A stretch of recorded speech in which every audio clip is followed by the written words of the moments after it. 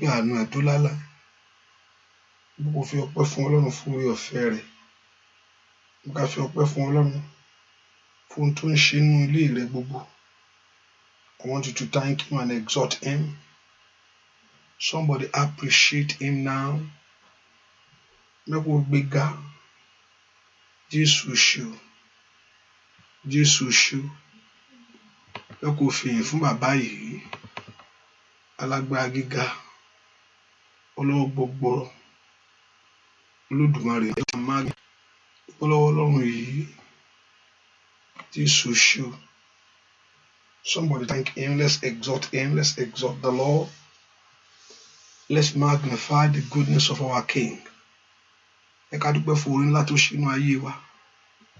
Ẹ ká dúpẹ́ fún oore ńlá tó ṣe nínú ayé ọmọ. Ẹ ká dúpẹ́ fún ààbò rẹ̀ tó péye ní gbogbo ọ̀nà gbogbo. Can you lift your voice and just bless him? Can you just thank him right now? Ẹ ká fi ọpẹ́ fún Ọlọ́run yìí. Ọba ńlá lórí ayé wa. Ọba ńlá lórí ayé ọmọ. Ọba ńlá lórí ayé ẹbí rẹ̀ gbogbo. Lift your voice, give God praise. Olówó Ọlọ́run yìí, ọba tó ṣàánú fún ọ. Ọba tó dúró tì ọ́. Ọba tó ń bọ́ ìrìn àjò ayé rẹ̀. Ẹ jẹ́ ká dúpẹ́ fún ẹni tó bẹ̀rẹ̀ iṣẹ́ rere nínú ayé wa o. Ẹ jẹ́ ká dúpẹ́ fún ẹni tó bẹ̀rẹ̀ iṣẹ́ rere nínú ayé wa o. Ẹ jẹ́ ká dúpẹ́ fún ẹni tó bẹ̀rẹ̀ iṣẹ́ rere nínú ayé wa o. Ẹ kó dúpẹ́ lọ́wọ́ ẹni tó bẹ̀rẹ̀ iṣẹ́ rere nínú ayé rẹ̀. Ẹ dúpẹ́ ẹni tó bẹ̀rẹ̀ iṣẹ́ rere nínú ayé wa ní ó parí rẹ̀. Ẹ ká dúpẹ́ pé yóò parí iṣẹ́ rẹ̀ nínú ayé wa sẹ́. I want you to thank him. I want you to exalt him. Let's give God the praise. Let's give him that honor. Kó fi ọpẹ́ yẹn fún Ọlọ́run. Jésù ṣe o. Jésù ṣe o. Jésù ṣe o. Jésù ṣe o. Let's lift our voice and bless him. Dúpẹ́ lọ́wọ́ Ọlọ́run yìí. Jésù ṣe. Ọba tó ń gba ayé wa lọ́wọ́ ìyà. Ẹ jẹ́ ká dúpẹ́ lọ́wọ́ rẹ̀. Ẹ jẹ́ ká fi ọpẹ́ fún. Pé yóò ṣìyanu, yóò parí iṣẹ́ rẹ̀ nínú ayé rẹ̀. Thank him. Just appreciate him. Ẹ ká dúpẹ́ pé yóò parí iṣẹ́ rẹ̀ nínú ayé wa. Ẹ ká dúpẹ́ lọ́wọ́ Ọlọ́run. Ọlọ́run mo dúpẹ́ pé wàá parí iṣẹ́ rẹ̀ nínú ayé mi o. Ìwọ ló bẹ̀rẹ̀, ìwọ ló parí rẹ̀. Dúpẹ́, ẹ jẹ́ ká dúpẹ́ fún ètò rẹ̀ tó ní fún wa. Ètò tí yóò mú ìgbẹ̀yìn tó dára fún wa.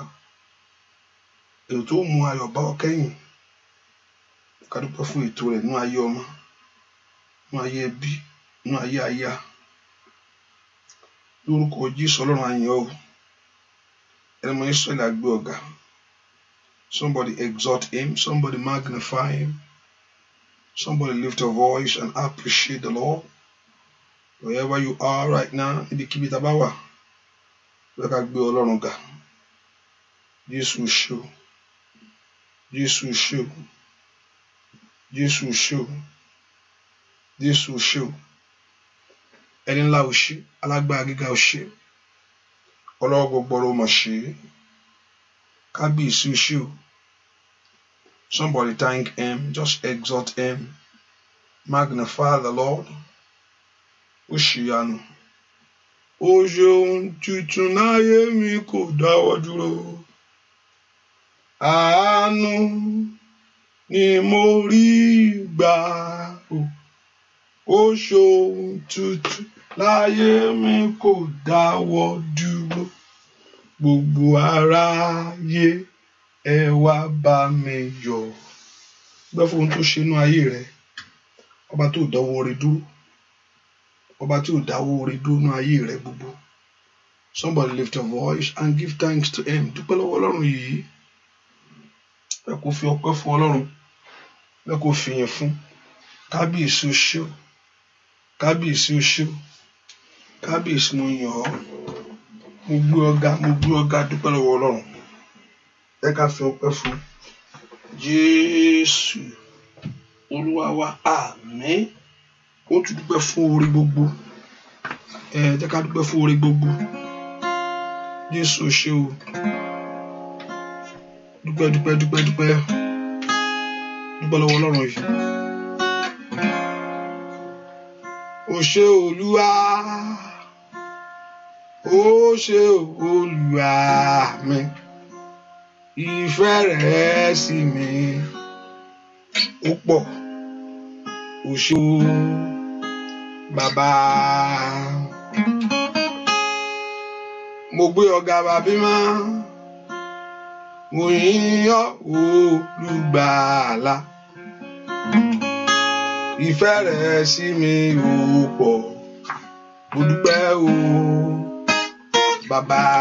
Ọwọ́ rẹ̀ dàsẹ́, ó ṣé Olúwa, ó ṣé Olúwa, ìfẹ́ rẹ̀ sí mi ó pọ̀, ó ṣé o bàbá. Ṣé Olúwa, ó ṣé Olúwa, ìfẹ́ rẹ̀ sí mi ó pọ̀, ó ṣé o bàbá. Ó yá dúpẹ́ lọ́wọ́ Ọlọ́run yìí. Ó ṣé Olúwa, ó ṣé Olúwa, ìfẹ́ rẹ̀ sí mi ó pọ̀, ó ṣé o bàbá. Ìfẹ́ rẹ̀ sí mi ó pọ̀, ó ṣé o bàbá. Ó yá ìfẹ́ rẹ̀ sí mi ó pọ̀, ó ṣé o bàbá. Lórí ọmọ, ìfẹ́ rẹ̀ sí mi ó pọ̀, ó dúpẹ́ o bàbá. Ìfẹ́ rẹ̀ sí mi ó pọ̀, mo gbé ọ̀gá ẹ̀mí náà, ó ṣé Olúwa, mo yìn ọ́ Olùgbàlà, ìfẹ́ rẹ̀ sí mi ó pọ̀, Olúwa o bàbá. Ìfẹ́ rẹ̀ sí mi ó pọ̀, ó ṣé o bá mi. Ìfẹ́ rẹ̀ sí mi ó pọ̀, alágbára. Ìfẹ́ rẹ̀ sí mi ó pọ̀, bàbá mímọ́. Ìfẹ́ rẹ̀ sí mi ó pọ̀, mo gbé ọ̀gá bàbá. Ó ṣé Olúwa, ó ṣé Olúwa, ìfẹ́ rẹ̀ sí mi ó pọ̀, ó ṣé o bàbá. Dúpẹ́ lọ́wọ́ Ọlọ́run ọba tó ṣàánú fún ọ. Dúpẹ́ lọ́wọ́ Ọlọ́run. Ọlọ́run ó ṣé o, Jésù ó ṣé o. Dúpẹ́ lọ́wọ́ Ọlọ́run. Father, we thank you. Ẹ ká sọ nípa oríire rẹ̀ sẹ́. Jésù ó ṣé o, Jésù ó ṣé o, ó ṣé o. Thank you, Lord Jesus. Thank you, Holy Spirit. I lift my voice to you in praise to you. I lift my voice to you in honor, in worship. Thank you, Father. Oh, thank you, Lord Jesus. Oh, Father, we thank you. Dúpẹ́ lọ́wọ́ Ọlọ́run, ó ṣé o. Jésù ó ṣé o. Jésù ó ṣé o. Jésù ó ṣé o. Thank you, Holy Spirit. Thank you, Father. Jésù ó ṣé o. Jésù ó ṣé o. Kábíyèsí ó ṣé. Dúpẹ́ lọ́wọ́ Ọlọ́run. Dúpẹ́. Ẹ bá mi pè é lórúkọ rẹ̀. Èmi ni tí ń jẹ́ èmi ni. Olórúkọ ńlá. Èmi ni, má ṣe bẹ̀rù. Ẹ bá mi pè é lórúkọ tó ń jẹ́. Èmi ni tí ń jẹ́ èmi ni o. Olórúkọ ńlá. Èmi ni, má ṣe bẹ̀rù. Olórúkọ ńlá, ńlá, ńlá, ńlá, ńlá. Igi, kábíyọ̀sí. Tó kárí ayé. Èmi ni, ẹ bá mi pè é lórúkọ rẹ̀ o. Èmi ni tí ń jẹ́ èmi ni. Olórúkọ ńlá. Èmi má ṣe bẹ̀rù, ọwọ́ rẹ̀ dàsẹ́ o. Bóyá yẹn tó lágbára lórí ohun gbogbo. Ẹ bá mi pè é lórúkọ rẹ̀. Èmi ni tí ń jẹ́ èmi ni.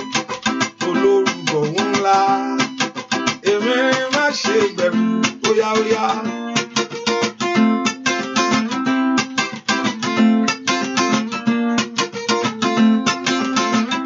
Oya dúpẹ́ lọ́wọ́ rẹ̀.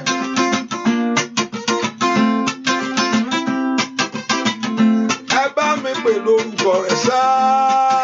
Èmi ni tí ń jẹ́ èmi ni. Olórúkọ ńlá. Èmi ni má ṣe bẹ̀rù. Olórúkọ ńlá ńlá ńlá ńlá ńlá. Igi kábíyọ̀ òsì. Ọba tó kárí ayé. Èmi ni má ṣe bẹ̀rù. Óyá óyá tó ìgbà rẹ̀ tó ìgbà rẹ̀ òyìgì Ọlọ́run kìkì agbára bàbá tó ìgbà rẹ̀ tó óyá óyá ìgbà rẹ̀ tó kábíyèsí ìgbà rẹ̀ kìkì Ọlọ́run kìkì agbára bàbá tó ìgbà rẹ̀ óyá óyá tó ìgbà rẹ̀ alágbára gíga tó ìgbà rẹ̀ òyìgì Ọlọ́run kìkì agbára tó ìgbà Jésù. Dúpẹ́ lọ́wọ́ Ọlọ́run, dúpẹ́ lọ́wọ́ fún àǹfààní tó fún, dúpẹ́ fún agbára tó fi gbà ọ́. Somebody exalt him right now, magnify the Lord. Ẹ kò dúpẹ́ fún orí Ọlọ́run lórí ayé rẹ gbogbo. Ẹ kò dúpẹ́ lórí lọ́tùn sí. Orí nígbà gbogbo, orí lójoojúmọ́. Ọwọ́ àánú agbára Ọlọ́run, the hand of God's mercy. Ọwọ́ ògo Ọlọ́run, ọwọ́ ẹwọ Ọlọ́run lórí ayé rẹ. Somebody, I want you to appreciate him. Mo fẹ́ kó dúpẹ́ lọ́wọ́ Ọlọ́run yìí. Olúwa ó máa ṣe o. Ẹni ńlá ó ṣe o. Ọba alágbára ó máa ṣe. Ọba tó ní àánú lọ́wọ́ ó ṣe. Ọba tó ń pa àwọn tiẹ̀ mọ́ ó máa ṣe o. Ẹlẹ́rù ni ó máa ṣe. Bẹ́ẹ̀ kó dúpẹ́ fún oore gbogbo. Bẹ́ẹ̀ kó dúpẹ́ fún àánú gbogbo. Bẹ́ẹ̀ kó dúpẹ́ fún agbára gbogbo. Ọwọ́ agbára Ọlọ́run lórí ayé rẹ, lórí ayé ọmọ rẹ, lórí ọ̀nà rẹ gbogbo. Somebody lift your voice and bless him. Thank him this hour. Dúpẹ́ lọ́wọ́ Ọlọ́run yìí. Dúàdúà lórúkọ Jésù Kristi. Olúwa wa ẹ sọ fún Jésù. Olúwa dárí gbogbo àṣírí rẹ jì. Ask the Lord to forgive every sin. Ẹ̀jẹ̀ Jésù wẹ ọkàn mi mọ́. Ó yá sọ mí dọ̀tun. Let the blood of Jesus Christ cleanse you. Ẹ̀jẹ̀ Jésù wẹ ọkàn mi mọ́. Ó yá sọ mí di ọ̀tun. Orúkọ Jésù bí tó wàṣẹ. Kí ẹ̀jẹ̀ Jésù, ẹ̀jẹ̀ ọ̀dá àgùntàn kó wẹ ọkàn rẹ mọ́. Ó yá Olúwa sọ mí di ẹni ọ̀tun. Orúkọ Jésù, ẹ̀jẹ̀ Jésù wẹ ọkàn mi mọ́. Olúwa sọ mí di ẹni ọ̀tun. Olúwa sọ mí di ẹni ọ̀tọ̀. Orúkọ Jésù, Olúwa sọ mí di ẹni ọ̀tun. Olúwa sọ mí di ẹni ọ̀tọ̀. Orúkọ Jésù dáadáa. Olúwa sọ mí di ẹni ọ̀tun. Olúwa sọ mí di ẹni ọ̀tọ̀. In the name of Jesus. Ẹ pọ orúkọ Jésù bí tẹ́ wà. Olúwa sọ mí di ẹni ọ̀tun. Olúwa sọ mí di ẹni ọ̀tọ̀. Orúkọ Jésù dáadáa. Ẹni máa Ísírẹ́lì. Ó yá sọ mí di ẹni ọ̀tun. Ó yá sọ mí di ẹni ọ̀tọ̀. Ní orúkọ Jésù. Ó yá sọ mí di ẹni ọ̀tun. Orúkọ Jésù dáadáa. Ẹni tó pọ̀ ní pàtàgbára. Ó yá sọ mí di ẹni ọ̀tọ̀. Ẹ sọ fún Jésù lọ́wọ́lọ́wọ́. Olúwa sọ mí di ẹni ọ̀tun. Olúwa sọ mí di ẹni ọ̀tọ̀. Ẹ̀mí rẹ kó jọba nú ọkàn mi. Let your spirit come upon me. Ẹ̀mí rẹ kó jọba nú ayé mi. Ask the Lord. Kí ẹ̀mí rẹ kó jọba nú ọkàn rẹ. Kí ẹ̀mí rẹ kó wọnú ọkàn rẹ wá. Orúkọ Jésù. Ẹ̀mí Jésù kó wọnú rẹ lọ. Ask the Spirit of God to come upon you. Ẹ̀mí Ọlọ́run máa bọ̀nú ọkàn mi o. Orúkọ Jésù. Ó yá kí ẹ̀mí Ọlọ́run kó wọnú iṣẹ́ rẹ. Let the Spirit of the living God. Ẹ̀mí Ọlọ́run kó wọnú ọkàn rẹ. Let the Spirit of the living God. Ẹ̀mí Ọlọ́run alààyè wọnú ọkàn mi wá. Ní orúkọ Jésù. Wọnú ayé mi wá. Orúkọ Jésù kí ẹ̀mí Ọlọ́run kó wọnú ọkàn rẹ. Kí ẹ̀mí Ọlọ́run kó wọnú ayé rẹ. Ọlọ́run lanu kó gbàdúrà. Ẹ̀mí Ọlọ́run máa bọ̀nú ọkàn mi. Ẹ̀mí Ọlọ́run wọnú ayé mi. Ẹ̀mí Ọlọ́run wọnú ọkàn mi. Ọlọ́run wọnú ayé mi, wọnú ọkàn ọmọ mi lọ, wọnú ọkàn àwọn ọmọ mi lọ, wọlé wá sórí iṣẹ́ mi. Ask the Spirit of the living God to come upon you. Ó yá máa bọ̀ wá, ẹ máa bọ̀ nú ayé mi, ẹ máa bọ̀ nú ọ̀nà mi. Orúkọ Jésù, ẹ̀mí Ọlọ́run máa bọ̀ nú ayé mi o. Ẹ̀mí Ọlọ́run máa bọ̀ nú ọ̀nà mi. Gbọ́ àdúà lórúkọ Jésù Kristi. Olúwa wa, ẹ pọ orúkọ Jésù. Olúwa sọ mí di alágbára. Olúwa sọ mí di alágbára. Ask the Lord to empower you. Olúwa sọ mí di alágbára.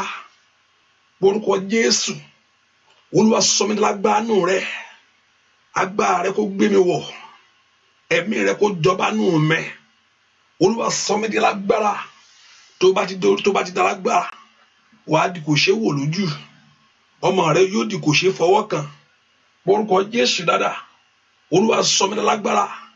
Kí lè débi ayọ̀ mi láyé. Olúwa sọ mí di alágbára. Kí ẹ̀tọ́ mi lè bọ́ sí fún mi. Olúwa sọ mí di alágbára. Orúkọ Jésù dáadáa. Kí Ọlọ́run kó sọ ọ́ di alágbára. Olúwa sọ ọ́ di alágbára láàárọ̀ yìí. Olúwa sọ mí di alágbára láàárọ̀ yìí. Orúkọ Jésù dáadáa. Olúwa sọ mí di alágbára. Sọ iṣẹ́ mi wá. Wọnú ilé mi wá. Orúkọ Jésù. Sọ fún Ọlọ́run. Olúwa sọ mí di alágbára. Agbára ẹjọ́ balẹ̀ mẹ́. Agbára ẹjọ́ balẹ̀ mẹ́. Agbára ńlá rẹ kó balẹ̀ mẹ́. Agbára ńlá rẹ kó balẹ̀ iṣẹ́ mẹ́. Agbára ńlá rẹ kó balẹ̀ ọ̀nà mẹ́. Orúkọ Jésù. Kí agbára Ọlọ́run kó wọnú ayé rẹ wá. Sọ fún Ọlọ́run kó sọ di alágbára. Olúwa sọ mí di alágbára lónìí. Olúwa sọ iṣẹ́ mi di alágbára. Gbé ayé mi wọ̀ ní orúkọ Jésù. Gbé ayé mi wọ̀. Ọlọ́run lánàá kó gbàdúrà kí Ọlọ́run Ísírẹ́lì kó gbé ọ wọ̀. Olúwa gbé ayé mi wọ̀. Olúwa gbé ọ̀nà mi wọ̀. Orúkọ Jésù dáadáa. Olúwa gbé iṣẹ́ mi wọ̀. Olúwa gbé ilé mi wọ̀. Orúkọ Jésù. Olúwa gbé mi wọ̀ lónìí. Ẹ pọ orúkọ Jésù kí Ọlọ́run kó gbé ọ wọ̀. Àní gbàdúrà kẹ́ni máa Ísírẹ́lì kó gbé ọ wọ̀. Olúwa gbé mi wọ̀. Orúkọ Jésù dáadáa. Olúwa gbé iṣẹ́ mi wọ̀. Olúwa gbé ọ̀nà mi wọ̀. Àní gbàdúrà sọ fún Ọlọ́run. Gbé mi wọ̀ bàbá. Gbé mi wọ̀ bàbá. Orúkọ Jésù dáadáa. Olúwa gbé mi wọ̀ bàbá. Ní orúkọ Jésù. Ask the Lord to empower you. Tó bá ti gbàgbára, wàá borí. Tó bá ti gbàgbára, wàá débẹ̀. Tó bá ti gbàgbára, ohun rere yóò jáde wá fún ọ. Orúkọ Jésù. Wàá lè dojúkọ ọ̀tá. Wàá lè borí ogun ìdílé yẹn. Ní orúkọ Jésù. Sọ mí di alágbára. Ẹ pọ orúkọ Jésù. Sọ mí di alágbára. Alágbára Ọlọ́run kó sọ ọ́ di alágbára. Agbára tí àìsàn ò lè gbé ṣánlẹ̀. Ní orúkọ Jésù. Agbára tí ẹlẹ́bọ ológun ò lè wó lójú. Orúkọ Jésù. Olúwa sọ mí di alágbára. Orúkọ Jésù dáadáa. Pé kí Ọlọ́run ọ̀run kó sọ ọ́ di alágbára. Olúwa sọ mí di alágbára. Agbára ọ̀run kó wọnú ọkàn mi wá. Ní orúkọ Jésù. Ó yá. Olúwa sọ iṣẹ́ mi. Olúwa sọ mí di alágbára. Lórílẹ̀-èdè sọ mí di alágbára. Sọ fún Ọlọ́run kó sọ ọ́ di alágbára lónìí. Ayé rẹ kó gbàgbára. Ní orúkọ Jésù. Màsídà bá kápáyàbá. Ọlọ́run lánàá kó gbàdúrà. Sọ fún Ọlọ́run kó sọ ọ́ di alágbára. Ní orúkọ Jésù kó gbàgbára ńlá rẹ kó gbàgbára rẹ wọ̀. Olúwa gbé agbára ńlá rẹ wọ̀ mí. Gbọ́ àdúrà lórúkọ Jésù Kristi. Olúwa wá ìpín mi gbàgbára. Sọ fún Ọlọ́run kí ìpín rẹ kó gbàgbára. Lọ́wọ́lọ́wọ́ báyìí. Ìpín mi gbàgbára. Ayé mi gbàgbára. Orúkọ Jésù kó gbàgbára. Ìṣẹ̀dá mi. Ìṣẹ̀dá mi. Ìṣẹ̀dá mi tó mọ àti wáyé mi. Má fi mí sílẹ̀ kéṣù tẹ̀mí níyàwó. Ìṣẹ̀dá mi ò ní má gbà dé lọ. Óyá ìṣẹ̀dá mi. Ìṣẹ̀dá mi. Ìṣẹ̀dá mi tó mọ àti wáyé mi. Má fi mí sílẹ̀ kéṣù tẹ̀mí níyàwó. Ìṣẹ̀dá mi ò ní má gbà dé lọ. Ibi ayé rẹ kò mú lé ọ lọ́wọ́. Ìrì ayọ̀ rẹ ó gbè fún ọ kankan. Ó dán kó oríire mú láyé.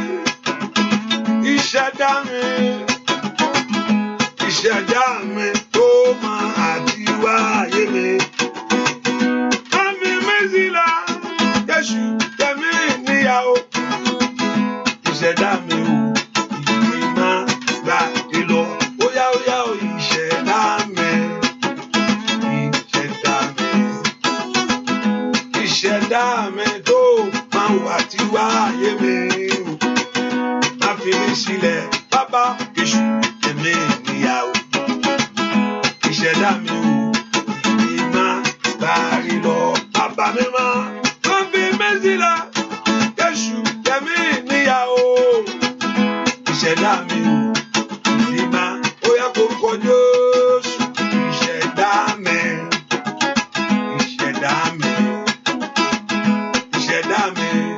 tó máa ti wáyé mi o má fi mí sílẹ̀ èṣù èmi níyàwó ìṣẹ̀dá mi ìdí máa gbàrí lọ Ọlọ́run mi wá ràn mí lọ́wọ́ Ọlọ́run mi wá ràn mí lọ́wọ́ ó yá lórí ọmọ lórí iṣẹ́ wá ràn ayé mi lọ́wọ́ Ọlọ́run mi wá ràn mí lọ́wọ́ ọmọ Ọlọ́run gbàdúrà ó ràn ayé rẹ lọ́wọ́ tẹ́ Ọlọ́run mi wá ràn mí lọ́wọ́ Ẹlẹ́dàá mi wá lè mí níjà Ọlọ́run mi wá ràn mí lọ ó yá wá ràn mí lọ́wọ́ wá ràn mí ó yá sọ bẹ́ẹ̀ wá ràn mí lórí iṣẹ́ wá ràn mí lórí ọmọ mi o wá ràn mí lórí ọmọ rẹ wá ràn mí ní gbogbo ọ̀nà sẹ́ wá ràn mí ó yá wá ràn mí ó yá wá ràn mí ó yá wá ràn mí lórí iṣẹ́ wá lórílẹ̀-èdè yìí wá ràn lórílẹ̀-èdè gbogbo àgbáyé wá ràn wá lọ́wọ́ ó yá wá ràn wá nínú ọdún yìí wá ràn lórí ohun tó ṣẹlẹ̀ yìí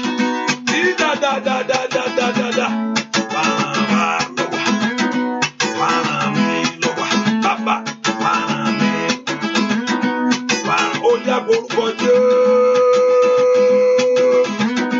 wá ràn mí gbogbo ọ̀nà rẹ̀ wá ràn mí bàbá mi wá ràn mí àkókò eré rẹ tó wá ràn mí nínú oṣù yìí wá ràn mí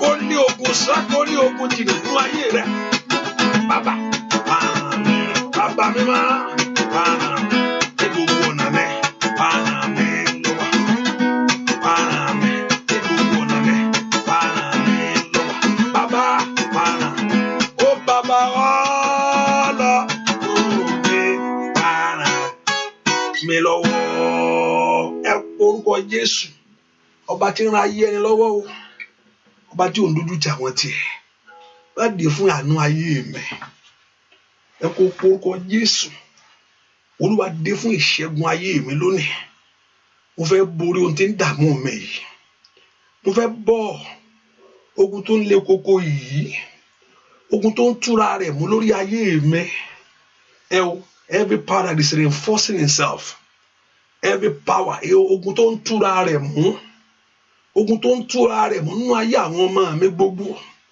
ẹ po orúkọ Jésù Olúwa fi òpin sí ẹ̀yin ogun ọ̀run ẹ ràn mí lọ́wọ́ kí n borí ẹ̀yin ogun ọ̀run ẹ ràn mí lọ́wọ́ ẹ gbè mí níjà ẹ bá mi sọ ogun ayé mi dógun yẹ̀yẹ́ ẹ dójú ti ogun ayé mi lónìí orúkọ Jésù the Lord Jehovah God to put your battle to shame ẹ dójú ti ogun ayé mi lónìí ẹ po orúkọ Jésù ogun tí ò fẹ́ kí n rọ́mọ bí ogun tí ò fẹ́ kí n lọ́kọ láyé ẹ bá ń dójú ti ogun ayé mi the Lord Jehovah God to shame your battle Olúwa dójú ti ogun ayé mi lónìí orúkọ Jésù dáadáa ẹ dójú ti ogun ayé mi ẹ bá mi dójú ti ogun ayé mi ogun adó ti ayé ẹni ogun tí ò fẹ́ kí n rọ́nà lọ ní orúkọ Jésù ogun tí ò fẹ́ kí n rí ìyanu ọmọ náà ńlá ni kò gbàdúrà Olúwa ràn mí lọ́wọ́ o ẹ dójú ti ogun ayé mi Olúwa gbè mí níjà ẹ fogun ayé mi ṣe yẹ̀yẹ́ ní orúkọ Jésù ogun má lọ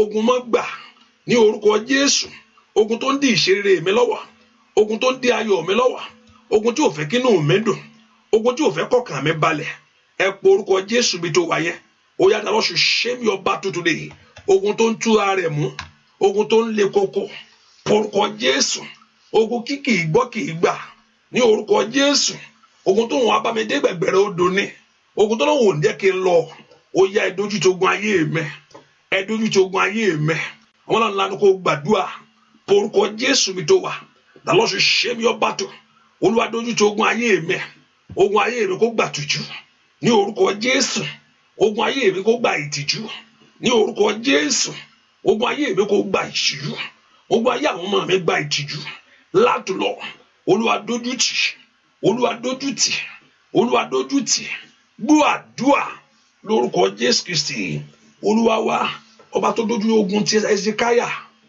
Senakeribu ó dó tì ojúmọ́ tí lọ kúrò ńbẹ̀ ni ibi tó ti ń bọ̀ òrìṣà rẹ̀ lọ́mọ rẹ̀ lógun pa sí pé àwọn èèyàn sì kú ìwọ dẹ̀ wálé èwo ló wá ń ṣe ojú tì ẹ porúkọ Jésù lẹ́ẹ̀kan sí Father shame my battle ogun ayé rẹ Olúwa dójú tì ogun ayé mi wọ́tọ́ náà ò lè bímọ yẹn kọ́lọ́ wá yàlùmọ̀ ọmọ lù ọ́ bẹ́ẹ̀ ni wọ́tọ́ nípa ò lè dé bẹ́ẹ̀ yẹn bí tọ́ náà ò lè dé yẹn kó wá kọjá bẹ́ẹ̀ ojú tì ogun yẹn nìyẹn ẹ porúkọ Jésù ohun tọ́ náà ò ní láyé kọ́lọ́ wá fi ṣe yanturu fún ọ ẹ porúkọ Jésù dáadáa Lord shame my battle ẹ porúkọ Jésù Olúwa dójú tì ogun ayé mi ogun tó dó tì mí ogun tí ò fẹ́ kiri bí gbà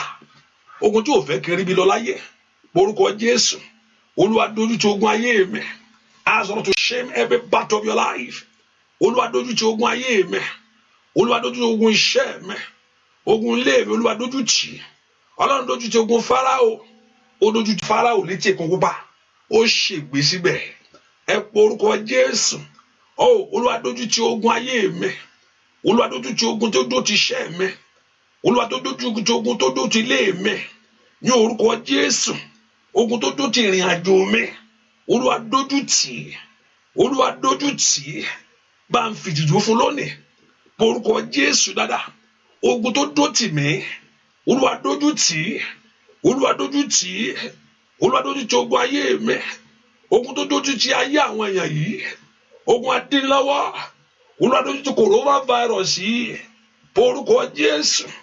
porúkọ Jésù dáadáa Olúwa dójú tì ogun ayé mi àwọn ńlá ló kó pe Jésù mi tó wà màlíkà alábàárùsà tẹlẹbùkàbà màlíkà elébókò parùsẹ kẹlẹbùkàbà màkẹlẹbókò parùsẹ kẹlẹbùkàbà màlíkà elébókò parùsẹ kẹlẹbùkàbà màyíkà elébó sọńtò blẹndẹkẹtẹbọ porúkọ Jésù dáadáa Olúwa dójú tì ogun ayé mi Olúwa fogun ayé mi sí yẹ̀yẹ́ Olúwa dójú tì ogun ayé mi Olúwa jẹ́ kó ogun ayé mi sí yẹ̀yẹ́ dójú tì ogun tó dó tì mí ogun máa ń lọ ogun tí ò fẹ́ kiri gbígbà ogun afayé ẹni sẹ́yìn Olúwa ogun tó ń fa ìrìn àjò ayé ẹni sẹ́yìn ẹ porúkọ Jésù Olúwa dójú tì ogun ayé mi sí yẹ̀yẹ́ gbọ́ àdúrà lórúkọ Jésù Kristi Olúwa wa ẹ porúkọ Jésù Olúwa já mi gbà Olúwa gbà mí fipá gbá mú mi jáde lónìí lọ́wọ́ agbá fi ayé ẹni ṣẹrú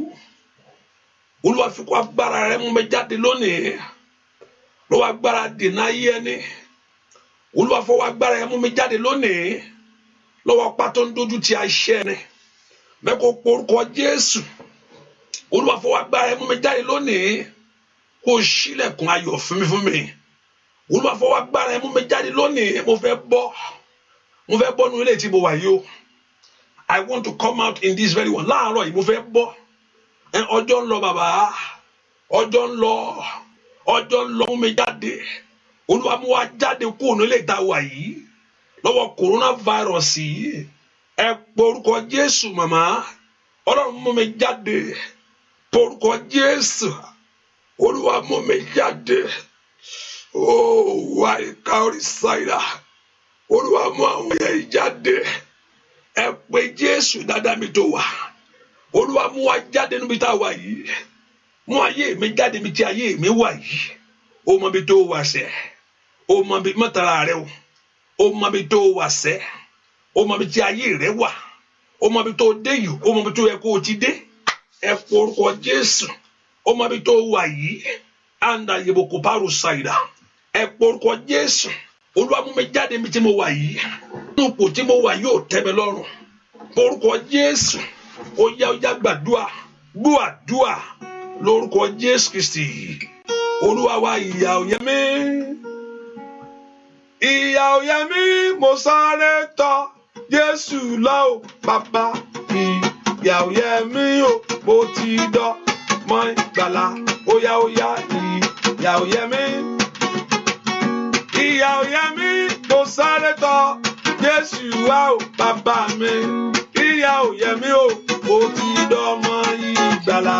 Ó yá ọwọ́ rẹ̀ dàṣẹ́ o.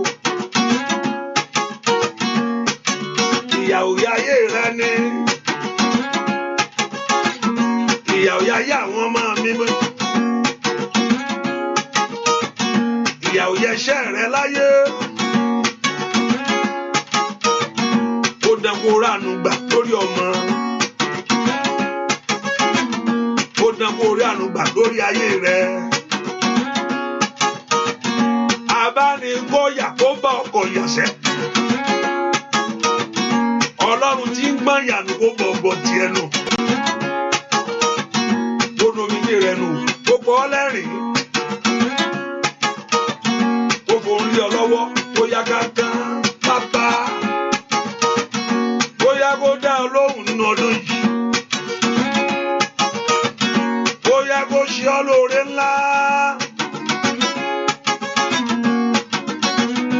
Ìyà ò yẹ mí, ìyà ò yẹ mí, mo sáré tọ̀ Jésù lọ o bàbá. Ìyà ò yẹ mí o, mo ti dọ́mọ ìgbàlà. Ó yá ìyà ò yẹ mí, ìyà ò yẹ mí, mo sáré tọ̀ Jésù wá o. Ìyà ò yẹ mí o, mo ti dọ́mọ ìgbàlà. Àti pè ọ́ ń tèmi bàbá, àti pè ọ́ ń tèmi bàbá.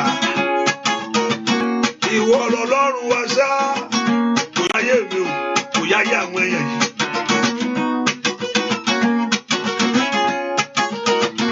Bàbá, ìyà ò yẹ mí, ìyà ò yẹ mí, mo sáré tọ̀ Jésù wá o bàbá. Ìyà ò yẹ mí o, mo ti dọ́mọ ìgbàlà. Ẹnìkan sáré gbàdúrà sọ fún Ọlọ́run, gbogbo agbára tó ń dojú rere rú, gbogbo agbára tó máa ń da ojú ohun rere rú mọ́ ọ lọ́wọ́, Olúwa ṣẹ́gun yìí nínú ayé mi. Gbogbo agbára tó máa ń da ojú ohun rere rú, gbogbo ohun tó yẹ kó lójú, gbogbo ohun tó yẹ kó tò, gbogbo agbára tó máa ń dàrú mọ́ ọ lọ́wọ́, Olúwa ṣẹ́gun yìí nínú ayé mi. Kó porúkọ Jésù dáadáa. Gbogbo agbára tó máa ń dájú ohun rere rú, gbogbo agbára tó máa ń da ohun rere rú mọ́ mi lọ́wọ́, gbogbo agbára tó máa ń da ohun rere rú mọ́ mi lọ́wọ́, gbogbo agbára tó máa ń that always destroy good things in your life. Olúwa ṣẹ́ ogun yìí, Olúwa ṣẹ́ ogun yìí. Jẹ́ o lè gbàdúrà yẹn sẹ́, Olúwa jẹ́ kí ogun yìí wọlẹ̀. Gbogbo agbára tó máa ń da ojú ohun rere rú, ojú ohun rere tó máa ń da ohun rere mú ọ lọ́wọ́, wọ́n ní kó wá báyìí, ó ti kù díẹ̀ kan fún ẹ, ó ti sọ pé wọ́n ní kó máa bọ̀ o. Gbogbo agbára tó máa ń dàrú ní orúkọ Jésù, gbogbo agbára tó máa ń da ohun rere dànù, gbogbo agbára tó máa ń da ohun rere dànù mọ́ mi lọ́wọ́, gbogbo agbára tó máa ń yí ohun rere dànù mọ́ mi lọ́wọ́, gbogbo agbára tó máa ń jí ohun rere gbé mọ́ mi lọ́wọ́, ẹ po orúkọ Jésù. Agbára náà ó yá wọlẹ̀ níwájú mi lónìí ní orúkọ Jésù. Ipá náà ẹ fò jáde kó nu ayé mi ní orúkọ Jésù. Gbogbo agbára tó máa ń da ohun rere mọ́ mi lọ́wọ́, ọmọ náà lanu kó gbàdúrà. Níbo ló wà? Gbàdúrà sẹ́. Olúwa bá gbà náà jẹ́, Olúwa yí ipá náà dànù. Mo lérò pé o ń gbàdúrà, gbọ́ àdúrà lórúkọ Jésù Kristi. Olúwa wa, are you sleeping? Ìjà à ń sùn. Mo ń sẹ́yìn sí pé à ń sùn. Mo ń wò ní o. Are you sleeping? Are you praying or you are sleeping? What that is like? It seems like you people are strong. You're strong. Is it? Bá mi sọ abẹ́tẹ̀ ṣe jí yẹn, oorun yẹn ṣì wà lójú. Olúwa bá mi ṣẹ́gun, bá mi ṣẹ́gun, bá mi ṣẹ́gun. Hallelujah. Àbí yẹn ló ń ṣẹlẹ̀ lọ́wọ́lọ́wọ́ báyìí. Àbí orúnkún yẹn bí Pastor yẹjá títí máa lọ kí a mo fẹ́ lọ sùn. Èwo mẹ́. Olúwa bá mi ṣẹ́gun mo ṣe jí ni. Olúwa bá mi ṣẹ́gun mo fẹ́ lọ sùn. Èwo mẹ́. Bá mi ṣẹ́gun mo ṣe jí. Bá mi ṣẹ́gun mo fẹ́ lọ sùn. Èwo mẹ́. Èwo lẹ́mú. Bá mi ṣẹ́gun mo fẹ́ lọ sùn ni. Oh yeah. Bá mi ṣẹ́gun mo fẹ́ lọ sùn.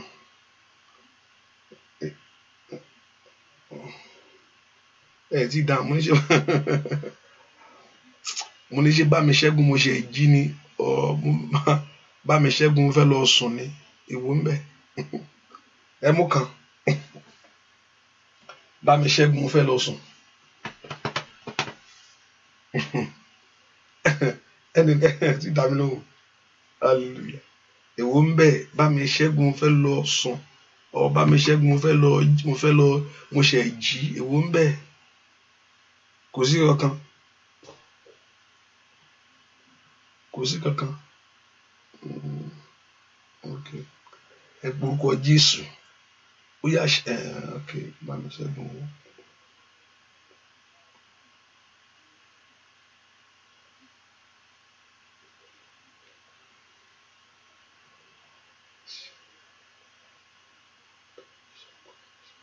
Okay, bá mi ṣẹ́gun àṣàpọ̀lẹ̀.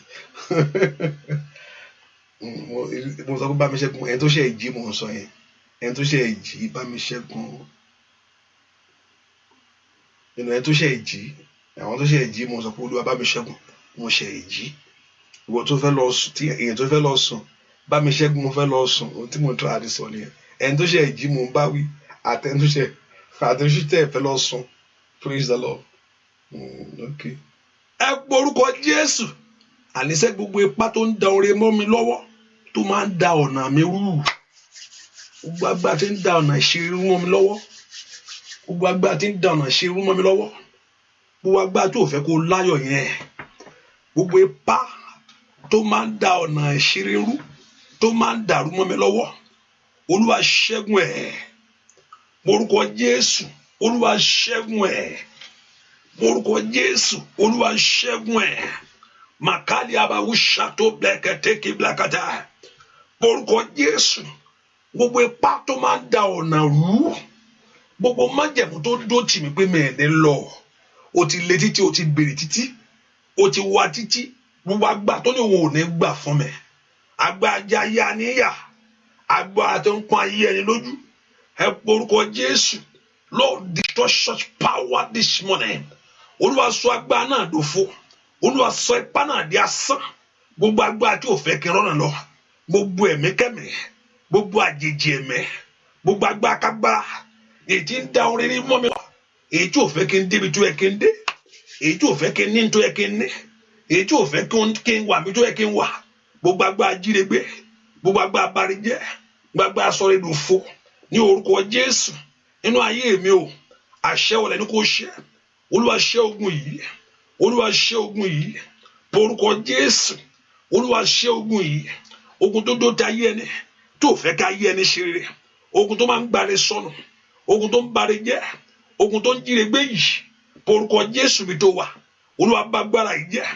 Destroy this power. Destroy this power. Destroy this power. Destroy this power. Destroy this power. Destroy this power. Gbogbo tó ń da orin mọ́ mi lú. Ohun tó yẹ kó bọ́ sí. Ní orúkọ Jésù. Gbogbo agbára tó ń fẹ́ dànù. Gbogbo ìjì òkùnkùn. Èyí ń fẹ́rí èmi dànù. Gbogbo ìjì òkùnkùn. Èyí ń fẹ́rí ayé èmi dànù. Ní orúkọ Jésù. Olúwa bọ́ wí lónìí. Olúwa bọ́ wí lónìí. Orúkọ Jésù kó bá wí. Orúkọ Jésù kó bá wí. Orúkọ Jésù kó bá wí. Orúkọ Jésù kó bá wí. Ó yá ń bolo wa. Olúwa bọ́ wí o. Olúwa bọ́ wí o. Olúwa bọ́ wí o. Orúkọ Jésù. Ó yá. Masike telebo gaba. Masuto tole gaba. Mashike telebo. Masoto tole kelebo. Masoto tole gaba. Olúwa bọ́ wí. Sátánì Olúwa bọ́ wí. Ní orúkọ Jésù. Olúwa bọ́ wí lórí iṣẹ́ mi. Olúwa bọ́ wí lórí ayé àwọn ọmọ mi. Olúwa bọ́ wí ní ìrìn àjò mi. Ẹ gbàdúrà. Olúwa bọ́ wí lónìí o. Olúwa bọ́ wí lónìí o. Agbára jíǹde gbèmí níjà o. Ní orúkọ Jésù. Agbára jíǹde gbèmí níjà o. Ní orúkọ Jésù. gbọ́ àdúà lórúkọ Jésù Kristi. Olúwa wá sọ fún Jésù, iṣẹ́ ọ̀tá nínú ayé mi yóò bàjẹ́. Lord, destroy this work of enemy. This work of this enemy is in my life. Iṣẹ́ òkùnkùn yìí, Olúwa yóò bàjẹ́ nínú ayé mi. Iṣẹ́ òkùnkùn tó dí ọ lọ́wọ́, èyí tí òjò rọ́wọ́ yọ, èyí tí òjò rówó ná, èyí tí òjò rere wá fún ọ, èyí tí ò fẹ́ kó rọ́mọ ìbí. Iṣẹ́ òkùnkùn yìí Olúwa bàjẹ́. Iṣẹ́ òkùnkùn yìí Olúwa bàjẹ́. Àbá òkùnkùn yìí Olúwa sọ di asán. Ètè òkùnkùn yìí Olúwa sọ dòfo. Ètè òkùnkùn tí ò fẹ́ kí n lọ́kọ láyé. Ètè òkùnkùn tí ò fẹ́ kí n ríwèé ìgbélu ìgbà. Ètè òkùnkùn tó fẹ́ kí ìrìn àjò yìí kó má mú oore wá fún mi. Ètè òkùnkùn tí ò fẹ́ kí ìrìn àjò ayé mi léso. Mọ̀kálì báwo sáyà. Ètè òkùnkùn láti fi gbogbo àkókò mi ṣòfò. Ọmọ náà lanu kó gbàdúrà. Gbogbo ètè òkùnkùn láti jẹ ayé mi níyà. Lórúkọ Jésù, Olúwa sọ di asán. Olúwa sọ dòfo. Láàárọ̀ ìní, Olúwa bá mi sọ di asán. Láàárọ̀ ìní, Olúwa bá mi sọ dòfo. Ní orúkọ Jésù, gbogbo ètè òkùnkùn, ètè ń gba oore sọnù mọ́ mi lọ́wọ́. Orúkọ Jésù, gbogbo ètè òkùnkùn, ètè ò fẹ́ kọ́kàn mi balẹ̀. Gbogbo ètè òkùnkùn tó fẹ́ kí ìyà yìí kó máa tẹ̀síwájú. Ní orúkọ Jésù, Olúwa sọ di asán. Ẹ ké pe Jésù, ẹ ké pe Jésù, ẹ ké pe Jésù, ẹ ké pe Jésù. Màkàyà, ó dá kí ọ̀tá rẹ̀ dẹ̀yìn o. Ní orúkọ Jésù, ó dá kí ogun yẹn padà. Orúkọ Jésù dáadáa, ó dá kí ọ̀tá rẹ̀ dẹ̀yìn. Ó dá kí ogun yẹn padà. Ọlọ́run lanu kó gbàdúrà. Ó dá kí ọ̀tá rẹ̀ dẹ̀yìn. Ó dá kí ogun yẹn padà. Ní orúkọ Jésù, ó dá kí ọ̀tá yẹn dẹ̀yìn. Ó dá kí ogun yẹn padà. Lẹ́nu ayé mi o, nínú ayé àwọn ọmọ mi gbogbo, lórí iṣẹ́ mi gbogbo, lórí ọ̀nà mi gbogbo. Ó ní orúkọ Jésù, ó dá kí ìmọ̀ yẹn kó dasán o. Ní orúkọ Jésù, ó dá kí ìmọ̀ yẹn bàjẹ́. Ó dá kí ètè yẹn yí dànù. Ó yá. Ó dá kí májẹ̀mú yẹn ní orúkọ Jésù kó sọ agbára lórí mi. Ó yá níbo ló wà sẹ́? Ó yá níbo ló wà sẹ́ màmá? Orúkọ Jésù, ètè òkùnkùn, àbá òkùnkùn, gbogbo iṣẹ́ òkùnkùn, gbogbo agbára òkùnkùn, èyí tí ò fẹ́ kí ọmọ mi bí. Ní orúkọ Jésù, èyí tí ò fẹ́ kó láyọ̀ ohun rere. Ẹ gbàdúrà ní orúkọ Jésù. Èyí tó fi ìwé ìgbélu jẹ mí níyà. Ó mọ̀ pé tó bá ní wà níṣẹ́ gidi. Ó mọ̀ pé tó bá ní ọkàn rẹ yóò balẹ̀. Ní orúkọ Jésù, ó mọ̀ pé tó bá ní wà á lè lu ẹni tí ń yọjú sílé. Ándàlí abokapalo ṣe tìrìkátà fàwọ́ sèkìtìkìtìláyà. Gbogbo ètè òkùnkùn, èyí tí ò fẹ́ kí ìrìn àjò gbè mí. Ọmọ Ọlọ́run lanu kó gbàdúrà. Orúkọ Jésù, gbogbo ètè òkùnkùn, èyí tí ò fẹ́ kí ìrìn àjò gbè ọ́. Ní orúkọ Jésù, gbogbo ètè yẹn bàjẹ́. Gbogbo àbá yẹn bàjẹ́. Gbogbo àti ò fẹ́ kó oróore mú jáde nínú iṣẹ́ yẹn. Ní orúkọ Jésù, gbogbo pákípá, èyí tí ò fẹ́ kó oróore mú jáde nínú iṣẹ́ yẹn. Èyí tí ò fẹ́ kí iṣẹ́ yẹn mú oore jáde fún ọ. Èyí tí ò fẹ́ kó fi iṣẹ́ yẹn rí nǹkan mọ́lẹ̀. Kó fi rí oore mọ́lẹ̀ láyé. Ó yá. Sọ fún Jésù, Olúwa bà gbogbo ètè yẹn jẹ́. Mo ní orúkọ Jésù, gbogbo ètè òkùnkùn láti pa mí lẹ́kùn. Ní orúkọ Jésù, máa tó tolikaba, máa ṣí tètèlébà, máa sọ tó tolikaba, máa rú sẹ́kẹ̀lébọ̀, máa sí kẹlẹ́bọ̀ kaba. Ó yá bàjẹ́, Olúwa bàjẹ́, Olúwa bàjẹ́, Olúwa bàjẹ́, Olúwa bàjẹ́, Olúwa bàjẹ́, Olúwa bàjẹ́, Olúwa bàjẹ́, Olúwa bàjẹ́, Olúwa bàjẹ́. Ó yá gbàdúrà, Olúwa yí dànù, Olúwa yí dànù, Olúwa yí dànù, Olúwa yí dànù. Láàárọ̀ yìí ni Olúwa yí dànù. Láàárọ̀ yìí ni Olúwa sọ́dọ̀fọ̀ gbọ́ àdúrà lórúkọ Jésù Kristi. Olúwa wá àpáta ìdìgbòlù bá ń dìgbò lójú ogun ayé mi. Ó yá porúkọ Jésù. Àpáta ìdìgbòlù bá ń gbé Gòláyátì ayé mi lulẹ̀. Ó ti fà títí tí kò ṣeé fà.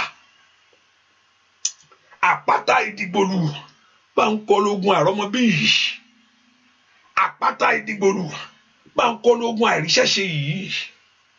Àpáta ìdìgbòlù bá ń kọ lógun tí ò fẹ́ kí ríwé ìgbélu ìgbà. Àpáta ìdìgbòlù bá ń kọlu coronavirus. Ó yá. Olúwa dìgbò lógun ayé mi o. Olúwa kọlù. Olúwa dìgbòlù. Ohun tó ń bá kọlù òun lọ́wọ́ wó ni o. Bá ń lo ogun ayé mi wọ́wọ́. Bá ń kọlu ogun ayé mi. Ọmọ náà lanu kó gbàdúrà. Bá ń kọlu àríṣẹ́ṣe yìí.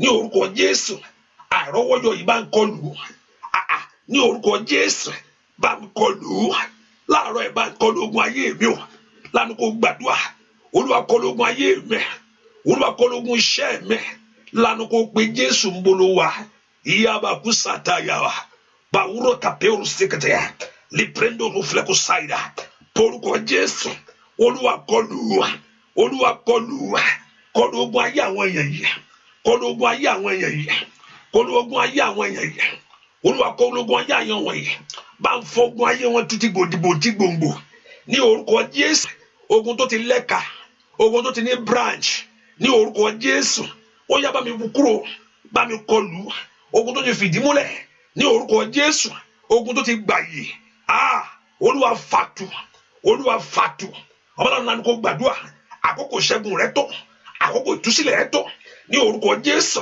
Olúwa fọgun ayé mi tú ní orúkọ Jésù ogun adíṣẹ́ lọ́wọ́ ogun adènà ayé ẹni ogun ajá ayé níyà ní bolo wà mọ́mí màkúlà bàkúsàtà lè bẹ̀rọ̀ ṣe kẹ̀tẹ̀kẹ̀tẹ̀ bàbá ìgbàdúrà orúkọ Jésù ogun tó fẹ́ fìyà jẹ mí o ní orúkọ Jésù Olúwa fàtú dúà lórúkọ Jésù Kristi Olúwa wá ó ṣá mo ní mi sọ Dutch lẹ́nu I'm not speaking Dutch Yorùbá mi sọ Yorùbá ni mo ń sọ báyìí ìwọ náà mọlé ẹ ìwọ náà mọbi tó ti wá màmá ó mọbi tó ti jáde wá ó mọbi tó ti jáde wá ó mọ àwọn tí ń wò ó mọ àwọn tí ń pè ọ́ tó ń ta àpò ẹ̀ tí ẹ ti pọ̀ jù lẹ́nujọ́ mẹ́ta ṣé torí pé ó ti níṣẹ́ díẹ̀ tó ní ẹ̀ ẹlòmíì torí pé iṣẹ́ tó ní ló ń bí àwọn èèyàn náà ayé máa ń bínú ògo àwọn kan wà wọ́n lè rógo yọ abínú ògo ni wọ́n ó mà ti àtẹnikọ́ ló ti wà ó ti wà tipẹ́tipẹ́ torí ọkàn yẹn ni it's part of Satan package for man after the fall of man that you cannot celebrate good things kéènì ó mú Ébẹ́lì ká ó mú sílẹ̀ kíákíá bẹ́ẹ̀ ni àwọn kan wọ́n lè celebrate ẹ̀ kò sí ẹlòmíràn kò sí kan tó ṣe fún wọn tó kò lè tẹ́ wọn lọ́rùn kò ní màmá ẹgbà ilé yìí kí ló ń ṣe kò ṣe nǹkan kan kò ní bàbá ẹgbà ilé yìí ọmọ yẹn kò ṣe nǹkan kan kò lè tẹ́ wọn lọ́rùn láéláé wọ́n ti gbé nǹkan mẹ́ nǹkan ń bẹnu wọn tẹ́pẹ́ is kicking against every good thing in your life kò sí nǹkan tó ẹ jẹ́ kí n tó má wọlé ṣáà máa fún wọn yóò àwọn lọ́fun yóò máa jẹ́ yóò gbé wọn ní nǹkan káì wọn káàlì àwọn ṣàìlà wọn ṣáà máa ṣe wọn ojú náà lòun wà lé wọn lórí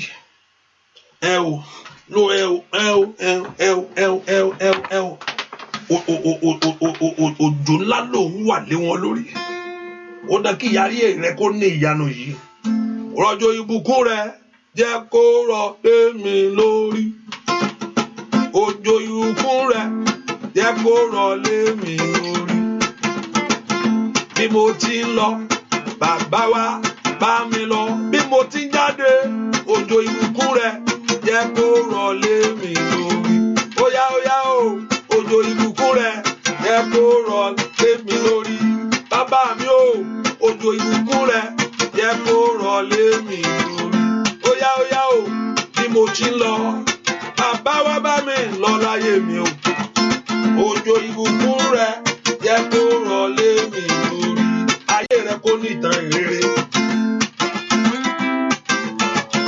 ìgbọ̀dúgbò kan ayé rẹ ò ṣẹ́ ìkorò kó jáde ayọ̀ kó wọlé wá onígbà Ọlọ́run kó fún ọ lóhun tó láyé ìyanu rẹ kó ṣẹlẹ̀ nínú ọdún yìí káyèsí o bàbá mi dá àwọn èèyàn lóhùn bàbá o òjò ìbùkún rẹ jẹ́ kó rọ̀ lé mi lórí óyá o òjò ìbùkún rẹ jẹ́ kó rọ̀ lé mi lórí bí mo ti lọ bàbá wa bá mi rìn lọ òjò ìbùkún rẹ jẹ́ kó rọ̀ lé mi lórí óyá ìròyìn ayọ̀ ni mo gbọ́ létí mi èmi á dára èmi kò ní ṣòro ṣe o mo gbọ́ o ìròyìn ayọ̀ ó yá kí ló gbọ́ sẹ́ ìròyìn ayọ̀ ni mo gbọ́ nínú ilé mi èmi á dára èmi kò ní ṣòro ṣe o mo gbọ́ o ìròyìn ayọ̀ alágbára ràn bí àwọn èèyàn yìí lọ. Aṣíkiri ni Jésù aṣọ́ré kiri ni Jésù bàbá mi ò kò bá lọ ó yá sọ́dọ̀ mi ó yá ó yá sọ́dọ̀ mi ó ṣe mí lóore ó yá ìṣòro ni Jésù aṣọ́ré kiri ni Jésù kò bá lọ ó yá sọ́dọ̀ mi ó yá sọ́dọ̀ mi ó ṣe mí lóore Ọlọ́run kò daṣọ àṣírí bò ọ́ onígbà Ọlọ́run kò daṣọ àṣírí bò ọ́ kò mọ bó ṣe ṣe kò mọ kó bẹ́ẹ̀ mú ọ̀nà tí a gbé gbà láyé ó ṣàánú ayé rẹ nínú mi o.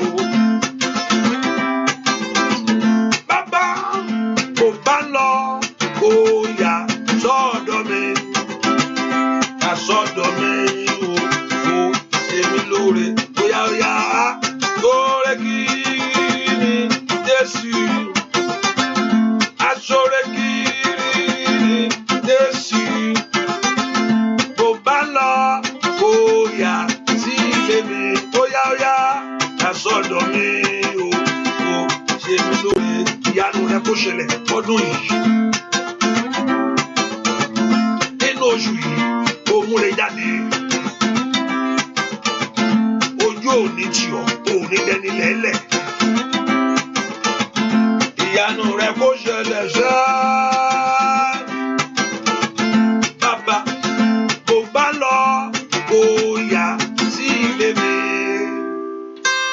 yá sọ́dọ̀ mi ó ṣe mí lóore ẹ porúkọ Jésù mi tẹ́ wà Ọlọ́run ìwọ ni mo fi ọ̀rọ̀ ayé mi lọ bá mi dá sí Lord intervene with divine intervention o God kò sẹ́ni tí ò ní ìdí kan ló fi wá síbí o ní ìdí kan ló fi ń gbàdúrà o kò sẹ́ni tí èmi gan ní ìdí nǹkan mo ṣe wà báyìí bẹ́ẹ̀ ni mo dáadáa kò sẹ́ni tí ò ní ìdí nǹkan o fẹ́ kí ayé rẹ kó dáa wọ́n tó fẹ́ kó táyé ẹ ti dá yẹn o fẹ́ kó o lè gbádùn rẹ̀ torí wọ́n ń gbé mú onídàbò you need help onídìyanu ẹ porúkọ jí kọ́lọ́run kó ṣe fún mi olúwa mi ṣe jẹ́ ó bọ́ sí olúwa mi ṣe jẹ́ ó dára that it make it possible help me o God olúwa mi ṣe jẹ́ ó bọ́ sí olúwa mi ṣe jẹ́ ó dára olúwa mi ṣe jẹ́ ó bọ́ sí bẹ́ẹ̀ kó porúkọ Jésù bí tó wà sẹ́ that Lord should make it possible for you olúwa bá mi ṣe o jẹ́ ó dára bàbá ẹ̀mọ́ bá mi ṣe jẹ́ ó bọ́ sí ní orúkọ Jésù ẹni tó pọ̀ ní pàtàgbára bá mi ṣe ó lè ṣe agbára ń bẹ lọ́wọ́ rẹ̀ porúkọ Jésù olúwa bá mi ṣe ní ọdún yìí ẹni mọ Ísírẹ́lì bá mi ṣe ní orúkọ Jésù ẹni tó pọ̀ ní pàtàgbára bá yá àwọn èèyàn yìí ṣe ó yá ṣe láṣeyọrí fún wọn ṣe láṣepé fún wọn ṣe láṣetán fún wọn ní orúkọ Jésù olúwa kó bá ọ ṣe kólúwa kó bá ọ ṣe mo ní kólúwa kó bá ọ ṣe nínú ọdún èkó yẹ ọ lẹ́nu nínú ọdún èkó yẹ ọ lẹ́nu nínú ọdún èkó yẹ ọ lẹ́nu nínú ọdún èkó yẹ ọ lẹ́nu nínú ọdún èkó ṣe ọ lóore ńlá nínú ọdún èkó yẹ ọ lẹ́nu nínú ọdún èkó ṣe ọ lóore ńlá nínú ọdún èkó yẹ ọ lẹ́nu ní orúkọ Jésù nínú ọdún èkó ṣe ọ lóore ńlá kó fi gbà yọ kó fi gbà yọ kó fi gbà yọ kó dá ògo padà kó dá ẹwà padà kó bùkún ayé rẹ ní orúkọ Jésù. Let Jehovah God bless you and favor you and turn things around for your life and lift you up for great things. Kó gbé ọ dìde fún ńlá, k'Olúwa kó gbé ọ dìde fún ńlá, k'Olúwa kó gbé ọ dìde fún ńlá, k'Olúwa kó gbé ọ dìde fún ńlá, k'Olúwa kó gbé ọ dìde fún ńlá. Ó yá màmá, kó gbé ọmọ rẹ dìde fún ńlá ní orúkọ Jésù. Gbogbo èèyàn tí ń bẹnu àdúrà yìí, ó ní k'Olúwa kó gbé yín dìde o ní orúkọ Jésù. K'Olúwa kó gbé yín dìde. Gbogbo èèyàn tí ń bẹnu àdúrà yìí, ó yá lórúkọ Jésù. K'Olúwa kó gbé yín dìde, kó sọ yín di ńlá ní orúkọ Jésù. Mo ní kó sọ yín di ńlá ní orúkọ Jésù. Kó sọ yín di ńlá. Ó yá kó sọ yín dẹni gíga ní orúkọ Jésù. Lórí ìdìde gbogbo tẹ́ wà, in that nation that you may be, in that country that you may be, ní orúkọ Jésù. K'Olúwa kó sọ yín dẹni ńlá, kó fa ìgbà yín, kó gbórí yín sókè. Ẹ ní jìyà, ẹ ní mọ̀yà, ìyà kó jìnnà sí ayé, àìsàn kó jìnnà, ikú àìtọ́jọ́ kó jìnnà ní orúkọ Jésù. Àrùn kó jìnnà, gbèsè kó jìnnà ní orúkọ Jésù. Kó jìnnà sí ayé yẹn. K'Olúwa kó dìde kó ràn yín lọ́wọ́ ní orúkọ Jésù. Kó ṣe ohun tuntun. K'Olúwa kó dìde kó ràn yín lọ́wọ́. Kó gbó ńlá lé yín lọ́wọ́. Ojú ò ní tì yín, ẹ ní dẹni ẹ̀gàn ní orúkọ Jésù. Ẹ láyọ̀ kalẹ̀ o, ẹ láyọ̀ kalẹ̀ o, ẹ láyọ̀ kalẹ̀ o. Ẹ ní Ọlọ́run gbà, ẹ ráàánú Ọlọ́run gbà, ẹ rí ìbùkún Ọlọ́run gbà ní orúkọ Jésù. Ìyà yín kó dópin, ẹ̀gàn yín kó tán, ìyà yín kó dópin, ẹ̀gàn yín kó tán, ìyà yín kó dópin, ẹ̀gàn yín kó tán. Kó yà yín lẹ́nu, k'Olúwa kó yà yín lẹ́nu, k'Olúwa kó yà yín lẹ́nu, kó gbè yín níjà, kó ràn yín lọ́wọ́ ní orúkọ Jésù. Torí pé ẹ ti fi ṣe bí ìsádi, ẹ ti ké pè é láàárọ̀ yìí, ẹ ti gbójú yín sókè lókè wọn nì. Ó yẹ ra àánú gbà, àánú kó tọ̀ yín wá, ire kó wọlé yín wá o, ire kó wọlé yín wá o. Kẹ́ ẹ rìnà kórè, kẹ́ ẹ pàdé rẹ̀, ire kó pàdé yín ní orúkọ Jésù. Ojú ò ní tì yín, ojú àdúrà ò ní tì yín, ojú àdúrà ò ní tì yín, ojú àdúrà ò ní tì yín, ojú àdúrà ò ní tì yín. Olúwa kó ràn yín lọ́wọ́, Olúwa kó gbè yín níjà, kó fọ̀rọ̀ yín ṣìyanu ní orúkọ Jésù. Kó fọ̀rọ̀ yín ṣìyanu. Mo ní kí ó fi ọ̀rọ̀ yín kó fi ṣe ìyanu. Kẹ́ ẹ lẹ́nu ọpẹ́, kẹ́ ẹ lẹ́nu ìyìn, kẹ́ ẹ lẹ́nu ọpẹ́, kẹ́ ẹ lẹ́nu ìyìn, kẹ́ ẹ lẹ́nu ọpẹ́. Kó dára fún yín o, kó dára fún yín o, kó dára fún yín o, kó dára fún yín o, kó dára fún yín o, kó dára fún yín o, kó dára fún yín o, kó dára fún yín o. Ẹ ṣe rere, ẹ ríre gbà, ẹ ráàánú gbà, ẹ ráàánú gbà, ẹ ráàánú gbà, ẹ ráàánú gbà. Alágbára ayé yín, ètò dòtí yín, ètò dẹ̀ lẹ́ lọ, k'Olúwa kó kọlù. Ó yẹ bọ́ lọ́wọ́ ibi yẹn, ẹ bọ́ lọ́wọ́ ìjà yẹn, ẹ bọ́ lọ́wọ́ ogun yẹn, ẹ bọ́ lọ́wọ́ ohun yẹn ní orúkọ Jésù. Ẹ bọ́ lọ́wọ́ ibi yẹn, ẹ bọ́ lọ́wọ́ ìjà yẹn, ẹ bọ́ lọ́wọ́ yẹn. Ayé rẹ ò ní ṣòfò, ayé rẹ ò ní ṣòfò ní orúkọ Jésù. K'Olúwa kó fure kún rí rẹ ní orúkọ Jésù. Kó fi ìbùkún kún bùkún rẹ ní orúkọ Jésù. Kó fún ọ lọ́yìn ìfọ̀kànbalẹ̀, kó gbà láfíà, kó gbà láfíà, kó gbà láfíà.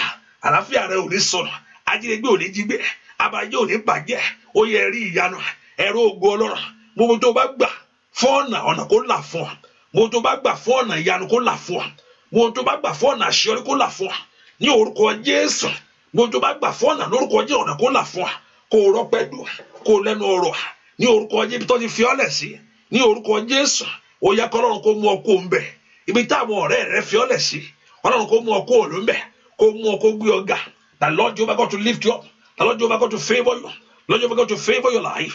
Kó ṣó lánàá ayé yín, kẹ́ ẹ rọ́pẹ́ dùn. Olúwa tú àwọn èèyàn sílẹ̀, ẹ gba ìtúsílẹ̀. Gbogbo èdè jà, ẹ gba ìtúsílẹ̀. Ó yá gbogbo èdè jà, ẹ gba ìtúsílẹ̀. Gbogbo èdè jà, ẹ gba ìtúsílẹ̀.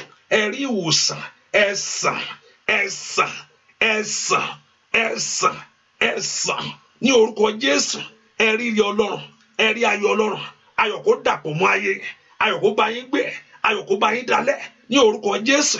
Ayé yín kó kún fáyọ̀ ní orúkọ Jésù. Ọkàn yín kó balẹ̀, ọkàn yín kó balẹ̀. Ojú gbàgbọ́ ò ní tì yín ní orúkọ Jésù. Ojú gbàgbọ́ ò ní tì ọ́ ní orúkọ Jésù. Ojú gbàgbọ́ ò ní tì ọ́ ní orúkọ Jésù. Níbi àyílá k'Ọlọ́run kó dáhùn ní orúkọ Jésù. Níbi àyílá k'Ọlọ́run kó ṣílẹ̀kùn ní orúkọ Jésù. Níbi àyílá k'Ọlọ́run kó dáhùn níbi àyílá ní orúkọ Jésù. mo ní kí Ọlọ́run kó ṣílẹ̀kùn ilẹ̀kùn ayọ̀ yín o, ilẹ̀kùn ìbùkún yín o, ilẹ̀kùn àṣeyọrí yín o, ilẹ̀kùn ògo yín o, ilẹ̀kùn ẹwà yín o, ní orúkọ Jésù. Ó yẹ kí Ọlọ́run kó ṣí, ó yẹ rí ọ̀nà lọ, rí ọ̀nà gbà, rí ọ̀nà lọ, rí ọ̀nà gbà, rí ọ̀nà jáde ní orúkọ Jésù. Rí ọ̀nà lọ, rí ọ̀nà gbà, rí ọ̀nà jáde ní orúkọ Jésù.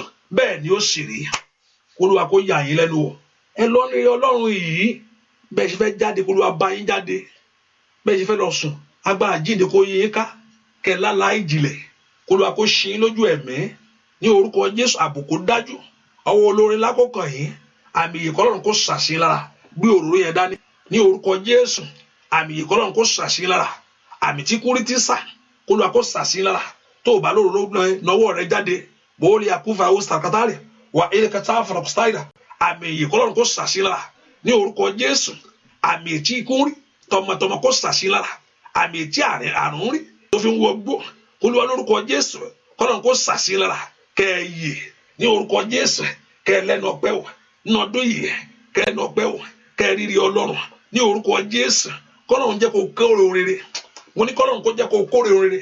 O ò ní kú, o ò ní kú, o ò ní kú. Àbùkù dájú, ikú àìlọ́jọ́ kó jìnnà sí ọ.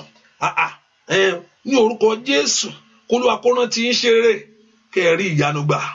Bẹ́ẹ̀ ni ó sì rí láì lórúkọ Jésù Kristi. Olúwa wa ṣàmì dáadáa. Àmín. Ẹ pé orúkọ Jésù. Olúwa dáwọ́ ibi ìdúró. Olúwa dáwọ́ àìsàn ìdúró. Ibi tẹ́pẹ́ ayé ń ka nọ́mbà. Ń ka nọ́mbà àwọn ilé ìbáyìí ló ti lọ o. Ilé ìbáyìí ti 1,700. Ìyẹn náà pọ̀. Àbá. Ọlọ́run jẹ́ ká yí ìsúnmọ́ nǹkan o. Bàtà mi ti ń gbọ́ gbogbo. Olúwa dáwọ́ ibi ìdúró. Lord, put an end to this. Olúwa dáwọ́ ibi ìdúró. Ẹ pé orúkọ Jésù. Olúwa dáwọ́ coronavirus dúró. Olúwa àìsàn ìjó kúrò. Olúwa bá àìsàn coronavirus. Olúwa bá wí. Ìwọ Sátánì ṣí ọṣẹ́ yìí. Olúwa bọ́ wí nínú ayé àwọn èèyàn yìí. Olúwa àìsàn yìí, Olúwa bọ́ wí. Ẹ pé orúkọ, let God of heaven release wisdom from above. Olúwa dá ọgbọ́n láti ọ̀run wá. Ọgbọ́n láti ọ̀run wá, Olúwa gbé sọ̀kalẹ̀ fún àwọn èèyàn yìí ṣe. Kó àwọn èèyàn yìí mọ̀ ṣe kíákíá. Fún ọ ní àṣírí ohun ńlá yìí. The key that unlock this and the key that lock this away. Ó yá lórúkọ Olúwa yànde. Mí sí àwọn èèyàn sẹ́. Mí sí àwọn èèyàn sẹ́. Wòsàn gbàlà. Ìwà àìsàn yìí parẹ́ ló lè gbogbo àgbáyé. Parẹ́. Ẹ ráàánú gbà o. Oore ọ̀fẹ́ kó dájú. Gbogbo àwọn tó dẹ́pẹ́ àìsàn yìí, Olúwa wò wọ́n sàn. Wo arábìnrin méjì sàn. Gbogbo àwọn èèyàn yìí sàn. Báwo wò wọ́n sàn Ọlọ́run. Ìwòsàn kó jẹ́ tí kẹ́ ráàánú gbà. Jésù Kristi Olúwa wa. Àmín lórúkọ Jésù. Ọlọ́run kó yòrò ẹ̀ símọ́ o. Agbára jíǹde kó bà lóru ẹ̀. Lórúkọ Jésù kó Olúwa kó sàmì sí ọ lára. Lórúkọ Jésù kó Olúwa kó sàmì sí ọmọ rẹ lára. Bẹ́ẹ̀ ni ó sì rí. Jésù Olúwa wa. Àmín lórúkọ Jésù. Ẹ ká fi sọ́kà pé àdúrà ìtẹ̀síwájú ní ọ̀la. And also today or tomorrow evening I'll probably come before 4. No, after 3 o'clock. My wife before 5. Because we have a Bible study that I stay thinking. I see how it's going to work out. So if I'm coming, I'll probably come before 5. So I intend to use more 5 rolling. Before 5. Let's see. Get notification ready. And the Lord will go help us in Jesus' name. Hallelujah. And also we are fasting tomorrow. And we are doing in the 6 a.m. and also 3 p.m. And also I was thinking maybe I'll become 4 by 4 or to 5. Just to be able to wrap up and so prepare for the live. Also is the program online too. Let's see how it's going to work out. The Lord will go with help us in Jesus' name. Ojú ò ní tì í. Ìyanu yín kó fara Olúwa kó bá yín sọ̀rọ̀. Olúwa kó fi àṣírí lé yín lọ́wọ́. Àṣírí ohun rere kó fi lé yín lọ́wọ́. Ẹ láàánú gbà. Jésù Kristi Olúwa wa. Àmín. Àmín lórúkọ Jésù. Oore ọ̀fẹ́ Jésù kó bá yín gbé o. Ayọ̀ yín kó kún. Jésù Olúwa wa. Àmín. Thank you for coming. God bless you. Make sure you share it and invite your friends, please. Make sure you share it and invite your friends. God bless you. Bye-bye.